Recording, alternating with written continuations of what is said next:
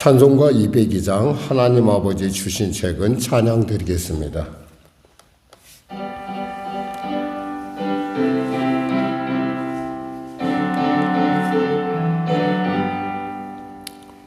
하나님 아버지 주신 책은 귀하고 중하신 말씀일세. 기쁘고 반가운 말씀 중에 날 사랑한단 말 참 좋도다.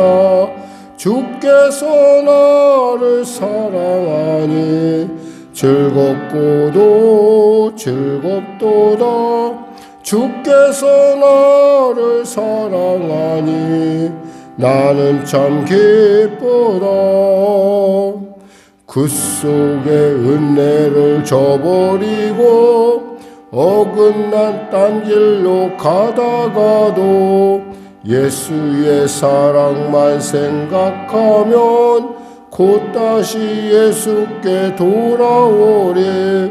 주께서 나를 사랑하니 즐겁고도 즐겁도다. 주께서 나를 사랑하니 나는 참 기쁘다. 구주의 영광을 바라보며 예수의 이름을 찬양하리. 영원히 찬양할 나의 노래 예수의 이름이 귀하도다. 주께서 나를 사랑하니 즐겁고도 즐겁도다. 주께서 나를 사랑하니 나는 참 기쁘다. 주 예수 날 사랑하시오니 나 또한 예수를 사랑하네. 날 구원하시려 내려오사 십자가 위에서 죽으셨네. 주께서 나를 사랑하니 즐겁고도 즐겁도다. 주께서 나를 사랑하니 나는 참 기쁘다. 주 예수 날 사랑하시오니 마귀가 놀라서 물러가네.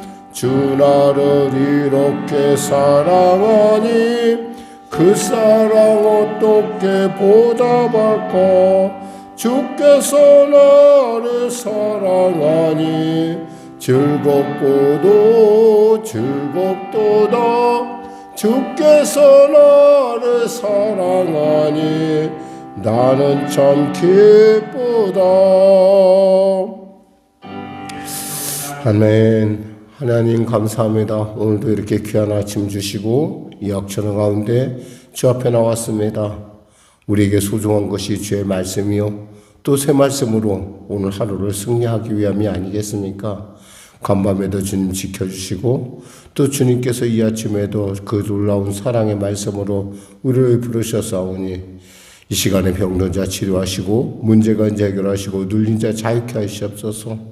참으로 회복 가운데는 귀한 아버지 하나님의 귀한 성도의 삶 가운데도 주님 놀라운 은혜와 위로가 넘치게 하시고 내가 너를 사랑하고 내가 너를 기뻐하노라. 주님 오늘도 이 시간에 말씀하시고 구원의 놀라운 은혜로 충만케 하여 주시옵소서. 나라 민족을 불쌍히 여기시고 복음통일 평화통일케 하여 주시고 대통령을 비롯한 위정자들이 위기를 통하여 예수를 잘 온전히 만난 놀라운 은혜를 더하시고 그들 안에 하나님의 지혜가 살아 역사하는 놀라운 하나님의 통치의 은혜가 나타나게 하여 주시옵소서. 성령교회를 불쌍히 여기시고 도와하시고 통치하시고 특별히 우리가 귀한 전도 집회를 놓고 우리가 열심히 준비하는 나온 가운데 있습니다. 먼저 영적으로 우리가 준비되게 하시고 우리의 영혼이 독수리 날개친과 같은 새 힘으로도 아버지의 갈매동 우리에게 주시는 이 기업 가운데 하나님의 살아계심을 나타내며 아버지 하나님 영혼이 잘된 같이 봄새가 되면 광고하는 은혜의 그 놀라운 신앙을 아버지 이 땅 가운데 충만하는 일에 쓰임받을 수 있도록 축복하여 주시옵소서. 하나님 우리 성도들의 삶을 복되고 존귀케 하여 주시옵소서. 감사하며 예수님의 이름으로 기도드립니다. 아멘. 하나님은 살아계십니다. 은혜 나누실 말씀은 사무엘하 19장 말씀입니다. 사무엘하 19장 말씀 495쪽입니다. 하나님의 말씀 같이 합독 하겠습니다. 어떤 사람이 요압에게 아뢰되 왕이 압살롬을 위하여 울며 슬퍼하시나이다 하니 왕이 그 아들을 위하여 슬퍼한다 하니 그날의 백성들에게 들림에 그날의 승리가 모든 백성에게 슬픔이 된지라. 그날의 백성들이 싸움에 쫓겨 부끄러워 도망함같이 가만히 성읍으로 들어가니라. 왕이 그의 얼굴을 가리고 큰 소리로 부르되 내 아들 압살롬아 압살롬아 내 아들아 내 아들아 하니 요압이 집에 들어가서 왕께 말씀드리되 왕께서 오늘 왕의 생명과 왕의 자녀들의 생명과 처첩과 비밀의 생명을 구원한 모든 부하들의 얼굴을 부끄럽게 하시니 이는 왕께서 미워하는 자는 사랑하시며 사랑한 자는 미워하시고 오늘 지휘관들과 부하들을 멸시하심을 나타내심이라. 오늘 내가 깨달았으니 만일 압살롬이 살고 오늘 우리가 다 죽었다면 왕이 마땅히 여기실 뻔하였나이다. 이제 곧 일어나 나가 왕의 부하들의 마음을 위로하여 말씀하옵소서. 내가 여호와를 두고 맹세하옵나니 왕이 만일 나가지 아니하시면 오늘 밤에 한 사람도 왕과 함께 머물지 아니할지라.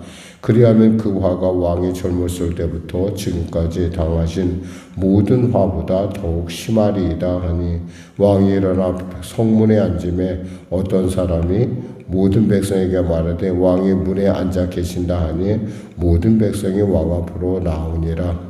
이스라엘은 이미 각기 장막으로 도망하였더라.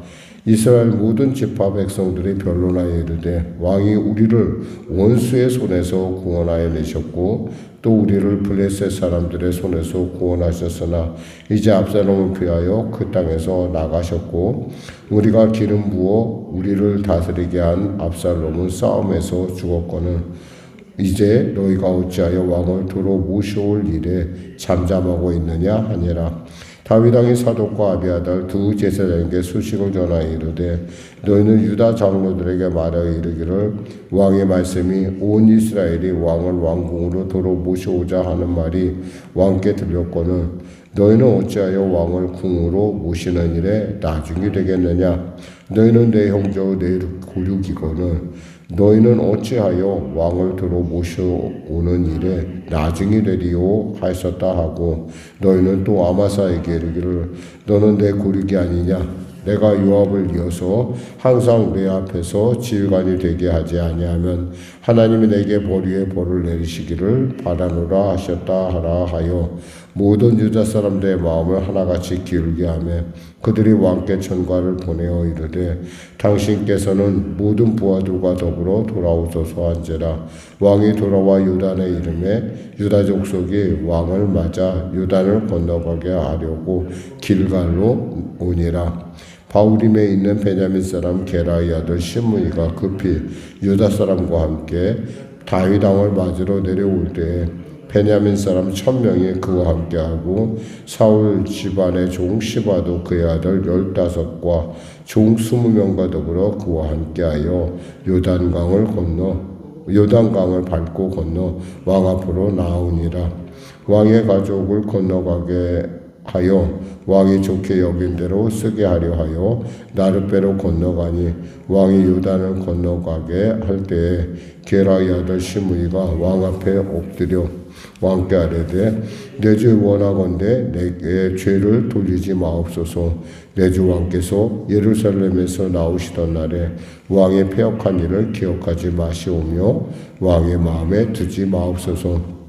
왕의 종 내가 범죄한 줄 아옵기에 오늘 요셉의 온 족속 중 내가 먼저 내려와서 내 주 왕을 영접하나이다 하니 스루의 아들 아비새가 대답하여 이르되 시므이가 여호와의 기름 부으신 자를 저주하였으니 그로 말미암아 죽어야 마땅하지 아니하니까 하니라. 다윗이 이르되 스루의 아들들아 내가 너희와 무슨 상관이 있기에 너희가 오늘 나의 원수가 되느냐. 오늘 어찌하여 이스라엘 가운데서 사람을 죽이겠느냐? 내가 오늘 이스라엘 왕이 된 것을 내가 알지 못하리오 하고 왕이 시므에게 이르되 내가 죽지 아니하리라 하고 그에게 맹세하니라. 사울의 손자 무비보셋이 내려와 왕을 맞으니 그는 왕이 떠난 날부터 평안히 돌아오는 날까지 그의 발을 맵시도 내지 아니하며 그의 수염을 깎지도 아니하며 옷을 빨지도 아니하였더라. 예루살렘에 와서 왕을 맞을 때에 왕이 그에게 물어 이르되 무비보셋이여 네가 어찌하여 나와 함께 가지 아니하였더냐 하니 대답하되 내 주 왕이여 왕의 종이 나는 다리를 절므로 내 나귀의 안장을 지워 그 위에 타고 왕과 함께 가려 하였더니 내 종이 나를 속이고 종인 나를 내 주 왕께 모함하였나이다. 내 주 왕께서는 하나님의 사자 같은 이시니 왕의 처분대로 하옵소서. 내 아버지의 온 집이 내 주 앞에서 다만 죽은 사람같이 되지 아니하였나이까. 그러나 종은 왕을 상에서 음식을 먹는 자 가운데 두셨사오니 내게 아직 무슨 공의가 있어서 다시 왕께 부르질 수 있사오리까 하니라. 왕이 그에게 이르되 네가 어찌하여 또 내 일을 말하느냐? 내가 이르노니 너는 시바와 밭을 나누라 하니 무비보셋이 왕께 아뢰되 내 주 왕께서 평안히 왕궁을 돌아오시게 되었으니 그로 그 전부를 차지하게 하옵소서 하니라.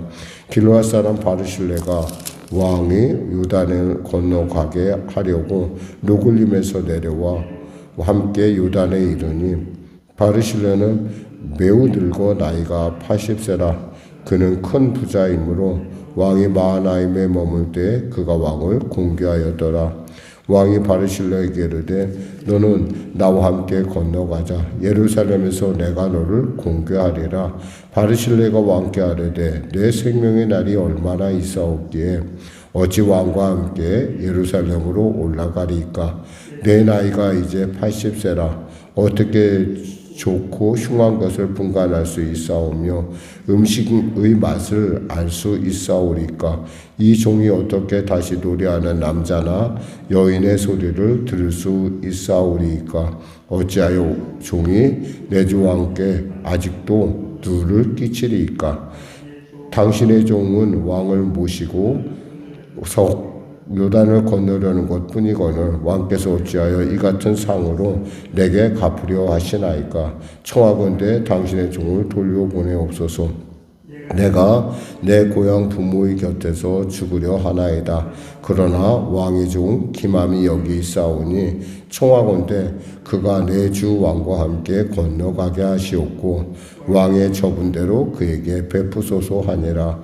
왕이 대답하되 기맘이 나와 함께 건너가리니 나는 내가 좋아한 대로 그에게 베풀겠고 또 내가 내게 구하는 것은 다 너를 위하여 시행하리라 하니라. 백성이 다 요단을 건너매 왕도 건너가서 왕이 바르실레에게 입을 맞추고 그에게 복을 비니 그가 자기 곳으로 돌아가니라. 왕이 길갈로 건너오고 기맘도 함께 건너오니 온 유다 백성과 이스라엘 백성의 절반이나 왕과 함께 건너니라. 온 이스라엘의 사람이 왕과 함께 나와 왕께 아뢰되 우리 형제 유다 사람들이 어찌 왕을 도둑하여 왕과 왕의 집안과 왕을 따르는 모든 사람을 인도하여 요단을 건너가게 하였나이까 하며 모든 유다 사람이 이스라엘 사람에게 대답하되 왕은 우리의 종친인 까닭이라.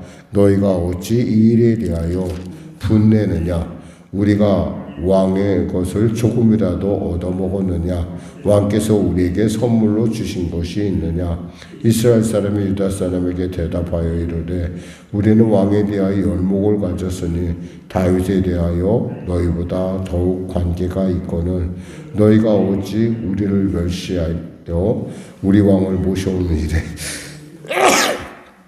먼저 우리와 우리 의논하지 아니하였느냐 하나 유다 사람의 말이 이스라엘 사람의 말보다 더 강경하였더라. 아멘. 19장을 통해서 우리가 또 보는 하나님의 놀라운 은혜는 뭔가 일에 있어서의 처리에 있어서 공과 사를 잘 구분해야 된다라는 겁니다. 사실 우리가 각장의 직책, 어떤 그 직분이라는 것이 있고 그 직분에 따라 해야 될 의무도 있지만 또 우리 또 개인적으로는 또 자녀들의 부모이기도 하고 또 우리가 개개인의 서로 관계 속에서 나온 어떤 감정에 따라 움직이는 것은 분명합니다. 그럼에도 불구하고 먼저 앞서야 될 것은 그 사람이 갖고 있는 사명이라는 겁니다. 그 사명이 먼저 앞서고 그래서 그 나라와 그 일을 구원할 때 우리에게 있어서의 사명은 뭘까요? 하나님의 나라와 그 하나님의 의죠. 근데 지금 다윗이 지금 방향을 상실했어요. 왜냐하면 그 다윗에게는 사실 개인적으로 압살롬의 죽음이 사실은 내가 죽어야 할 그 자리에 압살롬이 대신 죽었다는 거예요. 그러니까 아버지의 마음에서 볼 때는 그것이 당연히 이해가 되죠. 왜냐하면 내가 죄를 저질렀고 결국 내가 우리아를 죽였고 밧세바와 범죄했고 이런 것들이 결국 이 모든 저주의 이 모든 재앙의 원인이라는 걸 알고 있거든요. 그럼에도 불구하고 기억해야 될 것은 지금 그와 함께하는 사람들은 목숨을 걸고 이 전쟁에서 승리를 했다라는 거예요.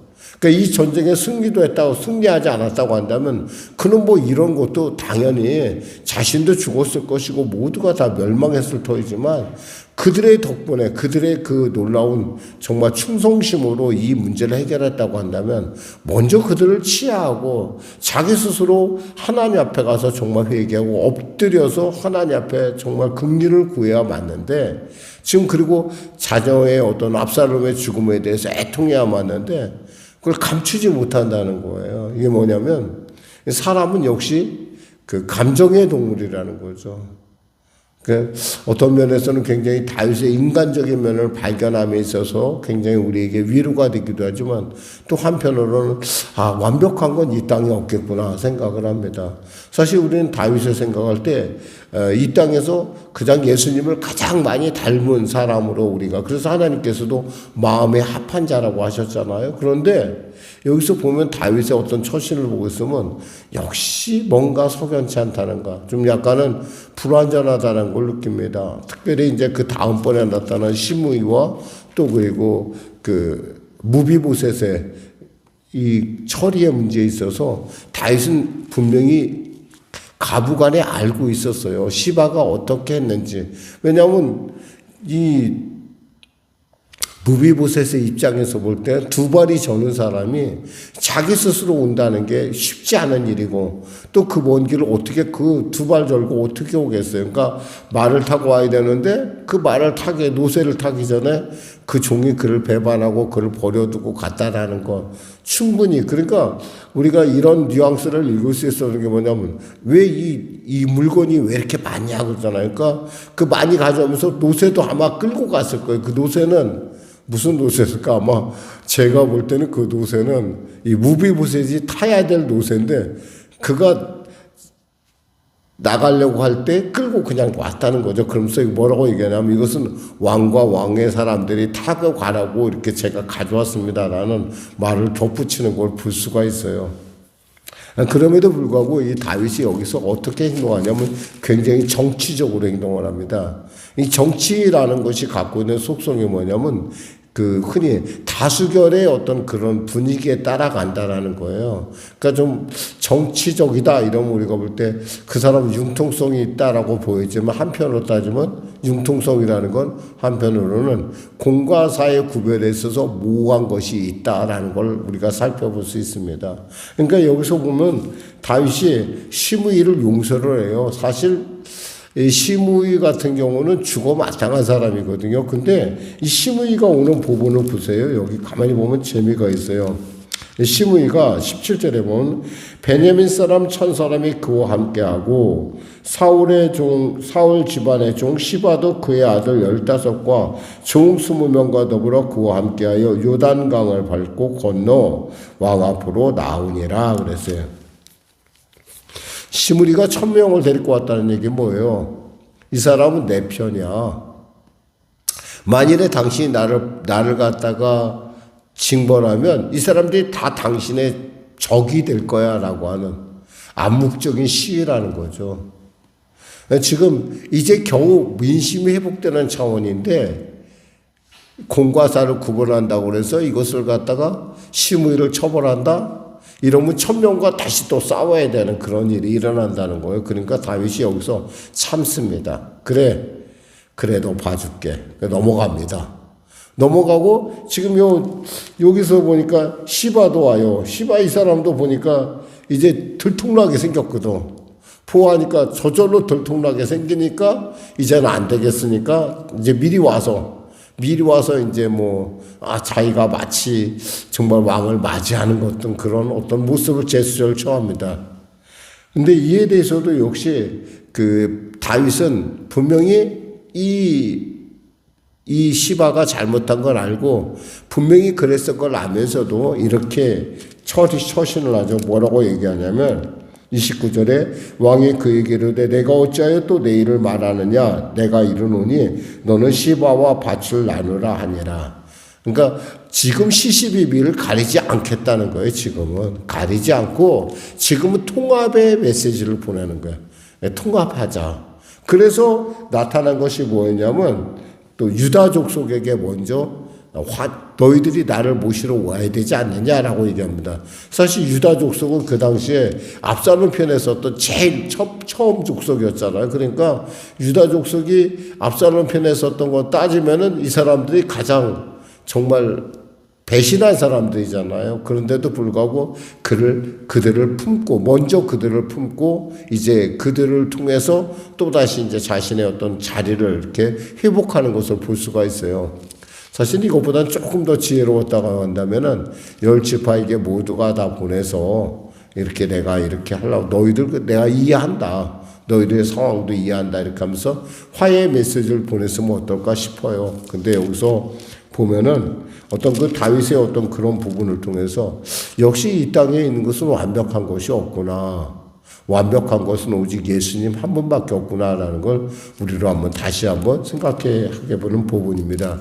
또 여기서 보면 바르실레와 이 관계도 있어요. 바르실레를 이렇게 보면 참 바르실레를 대하는 다윗의 마음은 어땠을까 한번 생각도 해봐요.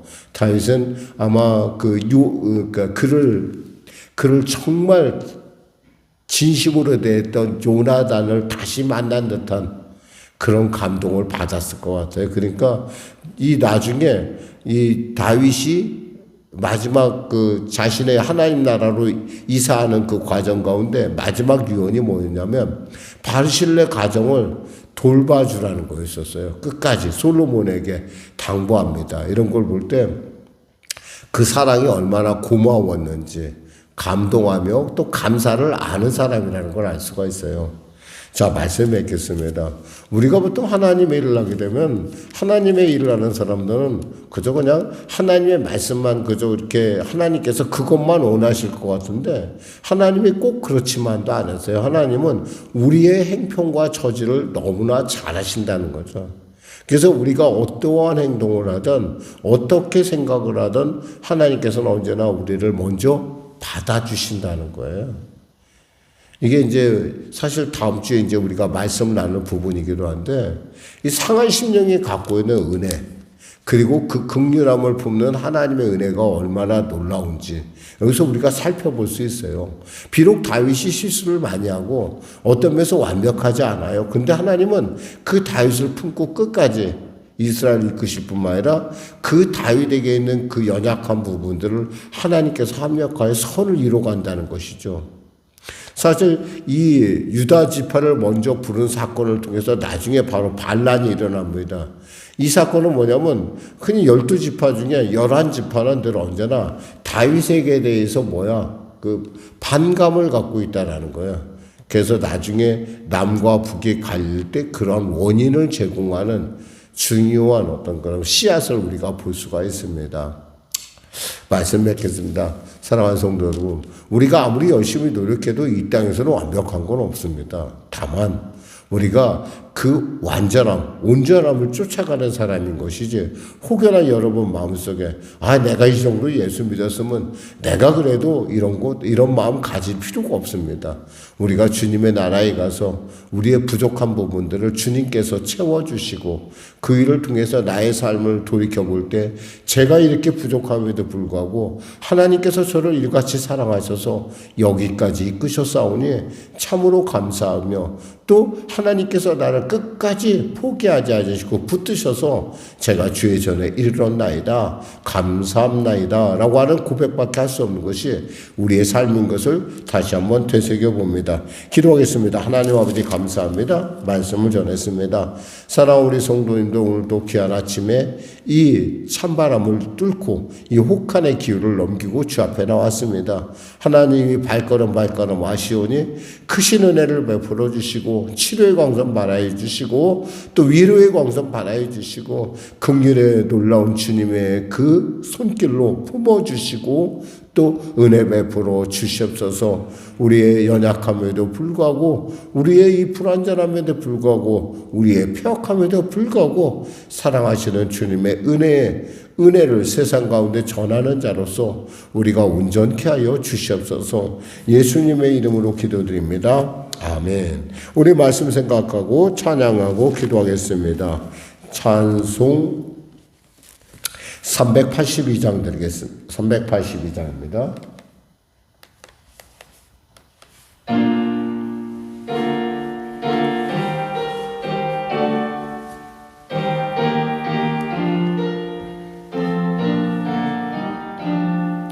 너 근심 걱정 말아라 주 너를 지키리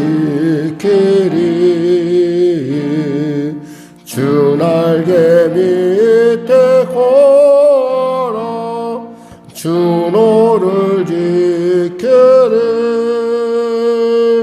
주 너를 지키리 아무 때나 어디서나 주 너를 지키리 늘 지켜주시리 어려워 낙심될 때에 주 너를 지키리 위험한 일을 당할 때 주 너를 지키리 주 너를 지키리 아무 때나 어디서나 주 너를 지키리 늘 지켜주시리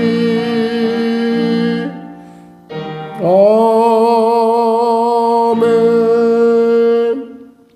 하늘에 계신 우리 아버지의 이름을 거룩하게 하시며 아버지의 나라가 오게 하시며 아버지의 뜻이 하늘에서와 같이 땅에서도 이루어지게 하소서. 오늘 우리에게 일용할 양식을 주시고 우리가 우리에게 잘못한 사람을 용서하여 준 것 같이 우리 죄를 용서하여 주시고 우리를 시험에 빠지지 않게 하시고 악에서 구하소서. 나라와 권능과 영광이 영원히 아버지의 것입니다. 아멘. 우리